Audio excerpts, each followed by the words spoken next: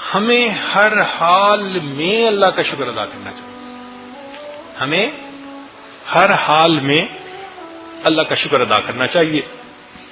کئی مرتبہ بندہ سوچتا ہے میرے پاس تو یہ نہیں تو وہ نہیں تو فلاں نہیں. نہ، جس حال میں بھی ہیں اس حال میں کیا کرنا چاہیے؟ نعمت کا شکر ادا کرنا چاہیے.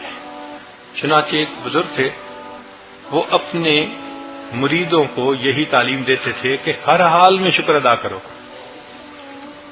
تو اللہ کی شان کہ ایک مرید کسی جرم کے شک میں جیل پہنچ گیا.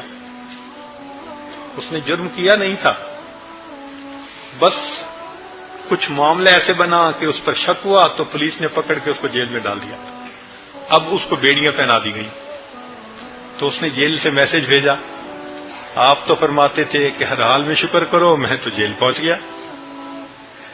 انہوں نے کہا اس حال میں بھی شکر ادا کرو. اب وہ بڑا حیران کہ پاؤں میں بیڑیاں اور ظاہر میں نے یہ غلطی کی بھی نہیں، اور حضرت فرماتے ہیں کہ اس پر بھی شکر ادا کرو. چنانچہ کچھ عرصے کے بعد ایک اور مجرم آیا جو مجوسی تھا، گلے میں اس کا زنار ہے اور وہ بھی قید ہو گیا. اب جب وہ قید ہو گیا تو پولیس کے پاس اور بیڑی تھی نہیں، انہوں نے دونوں کے پاؤں ایک ہی بیڑی میں باندھ دیے. ایک پاؤں اس کا اور ایک اس کا، اور بیڑی ڈال دی. اب دونوں اکٹھے.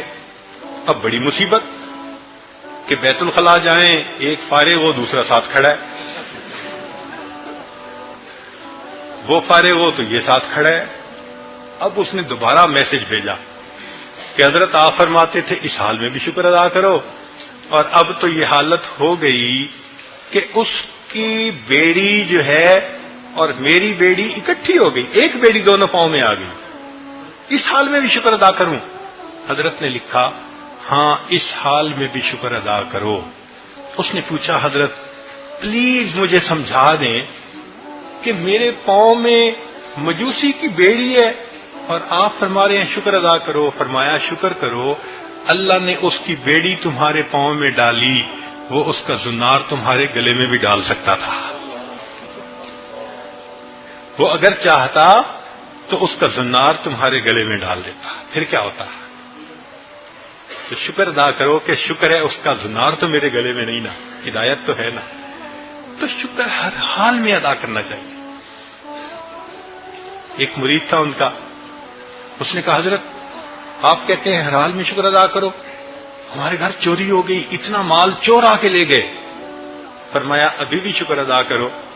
اس نے کہا حضرت ابھی بھی شکر ادا کریں؟ فرمایا ہاں شکر کرو کہ چور گھر میں آئے، مال لے کے چلے گئے، شیطان چور دل میں داخل ہو کر ایمان کو چوری نہیں کر کے چلا گیا. ابھی بھی اللہ کا شکر ادا کریں. تو اس کا مطلب کہ ہم تو ہر حال میں اللہ کا شکر ادا کریں.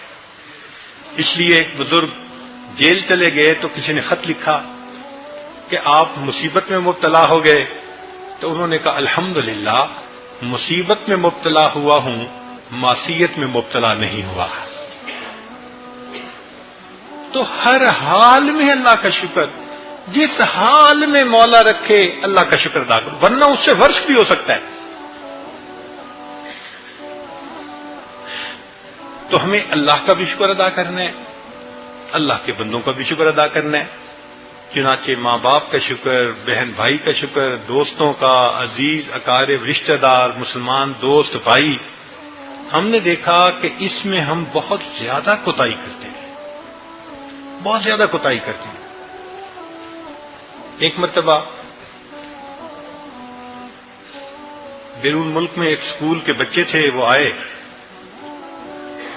تو ان کو میں نے کچھ کینڈی تھی کھانے کے لیے دی. تو میں نے دیکھا کہ تقریباً 50 بچے آئے، ان میں سے 40 بچے ہمارے اپنے دیسی تھے، پاک و ہند کے. ان 40 میں سے مشکل سے 5 بچے ہوں گے جنہوں نے کینڈی لیتے ہوئے مجھے تھینک یو کہا ہوگا یا شکریہ کہا ہوگا، باقی 35 نے کچھ نہیں کہا.